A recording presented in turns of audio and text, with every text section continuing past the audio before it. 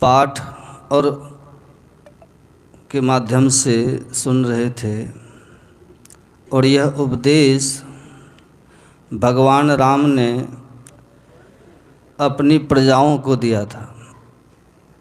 किस प्रजाओं को? जो प्रजा राम के राज्य में बड़ी सुखी थे, उस प्रजा को आवश्यकता क्यों पड़ी? अपनी प्रजाओं को ज्ञान उपदेश देने की आवश्यकता क्यों पड़ी भगवान को? तो इसलिए पड़ी कि भगवान हम लोगों के शरीर और इस संसार को बनाने वाले हैं। उनको शरीर और संसार के संबंध में ठीक ठीक ज्ञान है। भगवान इसलिए उपदेश करते हैं कि मेरी प्रजा,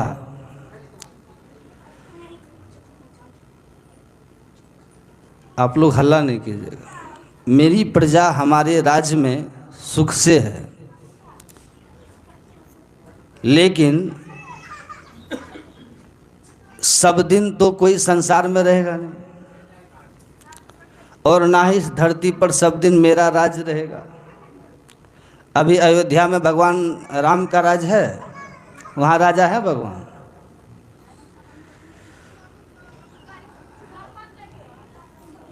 हल्ला मत कीजिए, आप लोग उधर जाके गप सप कीजिए, धीरे धीरे बात कीजिए, यहाँ तक आवाज़ आ जाती है। तो न भगवान राम समझते हैं कि हमको इस धराधाम पे रहना है, और न हमारी प्रजा का ही ये शरीर रहने वाला है। लेकिन ये जो दुख से बचने का, दुख से छूटने की जो चाह है, यह तो जीव मात्र में सब दिन से है। सब सुखी होना चाहते हैं। तो सुखी होने का उपाय क्या है? भगवान समझा रहे हैं, और इसीलिए समझा रहे हैं कि मनुष्य के शरीर से ही आप दुख से छूट सकते हैं, दूसरे शरीर से नहीं छूट सकते। दूसरे शरीरों में व्यवस्था ही नहीं है दुख से छूटने का, केवल इसी शरीर में है। इसलिए भगवान लोक और परलोक दोनों जगह सुखमय जीवन का उपदेश कर रहे हैं मनुष्यों को, और कहते हैं कि आप अभी जिस शरीर में हैं, ये शरीर बड़े भाग से मिला हुआ है। मिलता बड़े भाग से है, आपको भी बड़े भाग से मिला है। और अभी आप पाठ में सुन रहे थे, और जिसको मिला है ये शरीर, वो कौन है? आप। और जो मिला है वो शरीर है। लेकिन ये आप जो जीव हैं, आकर 4,84,000 जोनि भ्रमति, ये जीव अविनाशी, यह अविनाशी जीव 84 लाख प्रकार के शरीरों को पाया, क्रम क्रम से उसमें रहा, उस शरीर में रह करके अनेक तरह के सुख दुख को भोगा, फिर उस देह का त्याग किया, फिर दूसरे शरीर में गया, और इस तरह से 84 लाख प्रकार के शरीरों में रह करके अनेक तरह के दुख सुख का भोग किया। और सबसे बड़ी बात, जन्मत मरत दुसह दुख होई। जब तक हम लोग शरीर संसार में हैं, तब तक तो दुखी है ही। जब इस शरीर और संसार को त्यागेंगे, तो त्यागने के समय भी बहुत दुख होगा, और जब जन्म ले रहे थे तब भी दुख हुआ है, और जब माँ के गर्भ में उल्टा रहते हैं तब भी दुख होता है। तो महापुरुष लोग कहते हैं कि शरीर में रहने के दुख को तो जान ही रहे हो, जन्म लेने और देह त्यागने में भी बड़ा कष्ट होता है। इस तरह से ये दुख का चक्र चल रहा है। तो यह जीव इस शरीर में जो आया है, तो भगवान ने कृपा की कि इस मानव शरीर में दुख से हमेशा के लिए छूटने का, जन्म मरण से मुक्त होने का एक राह दिया, एक मार्ग लगा दिया है। और इसीलिए भगवान ने उपदेश किया, समझा रहे हैं, कह रहे हैं कि देखिएगा, हम लोग जो अनेक योनि से आए हैं, सब योनि का संस्कार लेके आए। ठीक है, सब योनि का संस्कार है। जब जिस योनि का संस्कार प्रबल हो जाएगा, हमारा व्यवहार वैसा ही हो जाएगा। कोई आदमी पिछले शरीर में सिंह, बाघ, सियार था, ईश्वर की कृपा से मनुष्य हो गया, तो पीछे के योनि का संस्कार उसमें प्रबल रहेगा। उसको खाने में क्या पसंद होगा भाई? अब सियार, बाघ, सिंह के योनि से आया है, उसको मांसाहार ही खोजेगा।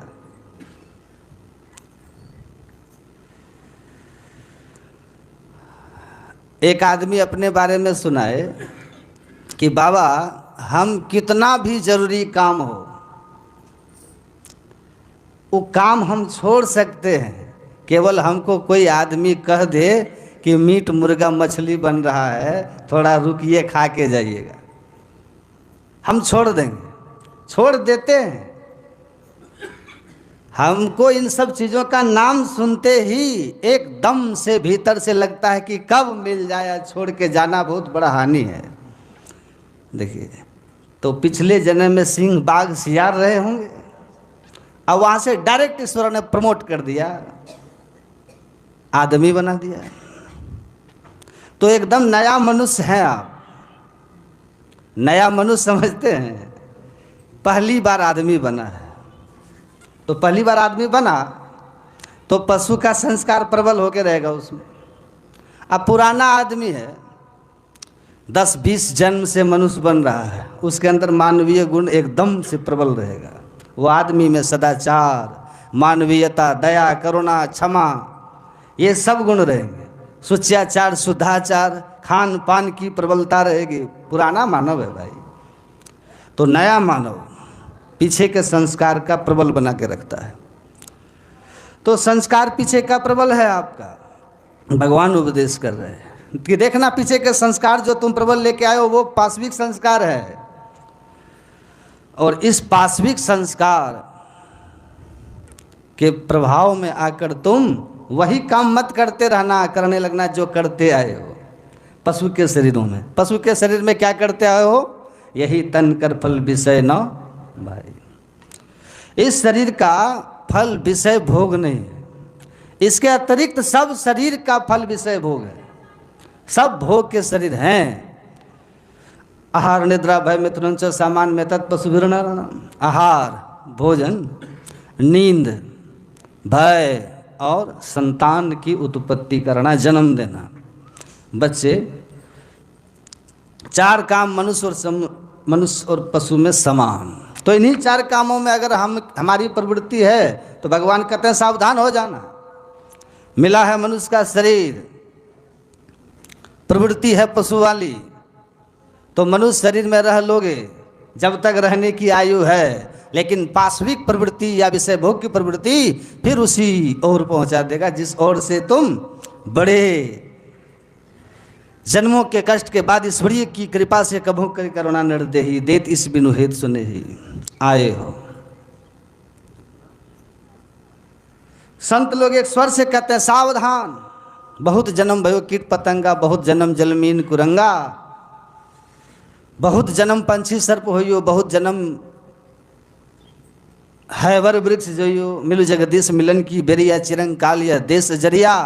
गुरु नानक देव कहते बहुत बहुत जन्म तक बहुत बहुत योनि में रहे हो, कीट पतंग पशु पक्षी से लेकर वृक्ष आदि की योनियों में भोगे हैं। ईश्वरीय कृपा से मनुष्य शरीर मिला है। यह शरीर इसलिए मिला है कि मिलू जगदीश पाई न जही पर लोक सवारा। मोक्ष पाने के लिए, परमात्मा से मिलने के लिए, आवागमन को समाप्त करने के लिए, हमेशा के लिए दुख को बाय बाय करने के लिए तो भगवान उपदेश कर रहे हैं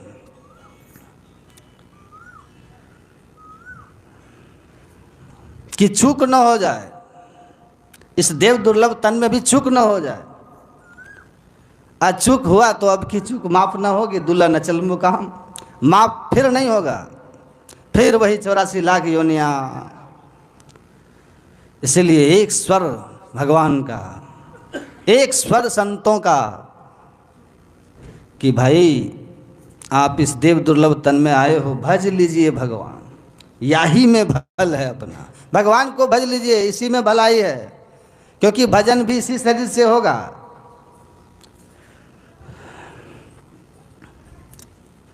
हमारे देश की युवा पीढ़ी एकदम से ऐसे मलिन संस्कारों के पीछे भाग रहे हैं कि उनका क्या कहा जाए, क्या कहा जाए। स्वामी विवेकानंद अमेरिका में थे, उनका सन्यासी वेशभूषा देख करके अमेरिका के लोग उन पर मजाक किए। कुछ युवक लोग कहे कि देखो जेंटलमैन ऑफ इंडिया, ये भारत का जेंटलमैन है, भद्र व्यक्ति है, क्योंकि वहाँ जेंटलमैन मतलब होता है कोट पैंट टाई, तो जेंटलमैन। आई धोती कुर्ता वाला को कौन जेंटलमैन कहेगा? लोग सोचते हैं बैकवर्ड आदमी है, बेवकूफ़, अनपढ़ आदमी, यही ना समझते। और गांव देहात के होंगे, पढ़े लिखे नहीं हैं धोती कुर्ता वाले, और साधु महात्मा के रूप में आप बैठे रहिए। हमने तो आज तक यही देखा कि ज़्यादातर लोग यही समझते हैं कि हम लोग पढ़े लिखे लोग नहीं हैं जो साधु महात्मा है ना। अब पढ़े लिखे लोग नहीं होंगे, ऐसे बैठे हैं। कई बार होता है कि बैठे हुए हैं लोग, आपस में कुछ से कुछ बात करते हैं, वो समझते हैं कि कुछ समझते ही नहीं, बोले जा रहे हैं, जो भी उल्टा सीधा मन में होता है बोल रहे हैं, हंस रहे हैं। तो कभी कभी उनको एहसास कराने के लिए हम लोग थोड़ा बोल बाल देते हैं, ताकि समझ जाए इनको भी थोड़ी बहुत पढ़ाई लिखाई का ज्ञान है। तो स्वामी जी को कहा जेंटलमैन, स्वामी जी मजाक किया, ये धोती कुर्ता वाला जेंटलमैन है भारत का। स्वामी विवेकानंद उन युवकों के पास आए और कहा कि yes I am the gentleman of India, मैं भारत का एक सज्जन पुरुष हूँ। और बहुत शालीनता से जवाब दिए, आपके देश में जेंटलमैन वस्त्र से होता है, कपड़ा से। जिसने महंगे कपड़े पहन लिए, कोट पैंट टाई लगा ली, वो जेंटलमैन। और ये कोट पैंट टाई कौन बनाता है? 2 रुपये का दर्जी। 2 रुपये का दर्जी आपके देश में जेंटलमैन बना देता है, कोट पैंट सी करके, और उसको पहन लिया, वो जेंटलमैन हो गया। लेकिन मैं जिस देश से आया हूँ, वहाँ जेंटलमैन कपड़ा से नहीं होता, और वहाँ कोई दर्जी जेंटलमैन नहीं बनाता। हमारे देश में जेंटलमैन सज्जन लोग वे माने जाते हैं जो ऊंचे चरित्र के होते हैं, शुद्ध आचरण के होते हैं, वो जेंटलमैन माने जाते हैं। और वो जेंटलमैन कोई दर्जी नहीं बनाता, ऊंचा चरित्र का निर्माण कोई दर्जी नहीं करता, कोई संत सदगुरु करते हैं, सदगुरु करते हैं। इसलिए कहा सदगुरु पशु मानुष करें, मानुष थे सिद्ध सोए, दादू सिद्ध से देवता देव निरंजन। संत सदगुरु करते हैं, पिछले जन्म के पाश्विक संस्कार को लेकर आने के कारण न खान पान का ज्ञान है, न मानव जीवन के लक्ष्य के बारे में ज्ञान है, कुछ बोध नहीं, बस जिए जा रहे हैं। तो सदगुरु आते हैं, समझाते हैं कि बड़े भाग मानुष तन पावा। क्या समझ रहे हो? बड़े भाग से मनुष्य शरीर में आए हो, ईश्वरीय कृपा है। इस शरीर को पा करके भोग को जीवन का लक्ष्य मत बनाओ। ये शरीर भोगों के लिए नहीं मिला है। नर्तन पाए विषय मन देही पलट सुधाते सठ विष लेही ताही कबहू भल कहे न कोई गुंजा ग्रहे परसमनि कोई। पाश्विक संस्कार है खाना पीना सो जाना संतान उत्पन्न करना। इतना ज्ञान अगर है तो पशु मनुष्य समान है। कौन सा ज्ञान मनुष्य को विशेष बनाता है? ज्ञानान मोक्षमवाप्नोति तस्मात् ज्ञानम परात् परम। जिस ज्ञान से जीव जन्म मरण के चक्र से छूट जाता है, जिस ज्ञान से मनुष्य परमात्मा को प्राप्त कर लेता है और उसके जीवन के सारे दुख का अंत हो जाता है, आवागमन समाप्त हो जाता है। कहा इसलिए मिला मनुष्य का शरीर आत्मान मोक्षार्थम जगत हिताय च। इस शरीर को पा करके आपको अपनी आत्मा को मोक्ष में, परलोक में, परम पद में पहुंचा देना है। और इस शरीर से जब तक हो सके संसार में रहो, तो संसार के इतने काम करो। पर हित शरीर धर्म नहीं भाई, पर पीड़ा सम नहीं अधमाई। निर्णय सकल पुराण गत वेद कर नर शरीर धरि जे पर पीड़ा करही तो सही महाभव भीरा। काल रूप तिनके में भ्राता शुभ अशुभ कर्म फलदाता। अस विचार जो परम सयाने बजही मोहि संस्कृति दुख जाने। भगवान राम कहते हैं कि दूसरे को दुख देना सबसे बड़ा पाप और दूसरे का हित करना यही सबसे बड़ा धर्म।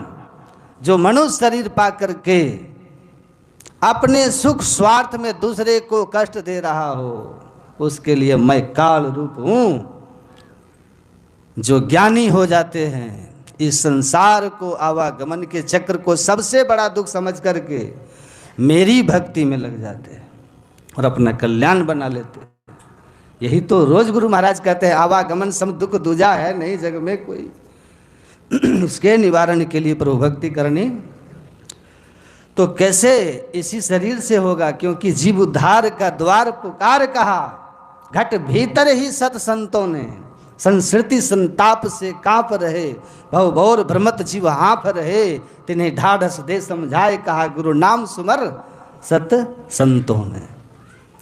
ये जन्म मरण के चक्र से आप हाँफ रहे हैं, कांप रहे हैं, और कैसे कैसे जीवन में दुख है, इन दुखों को आप सह रहे हैं। जब तक ये शरीर संसार रहेगा तब तक आप दुख में रहेंगे। तो ऐसा मत समझिएगा कि शरीर छूट गया तो दुख छूट गया।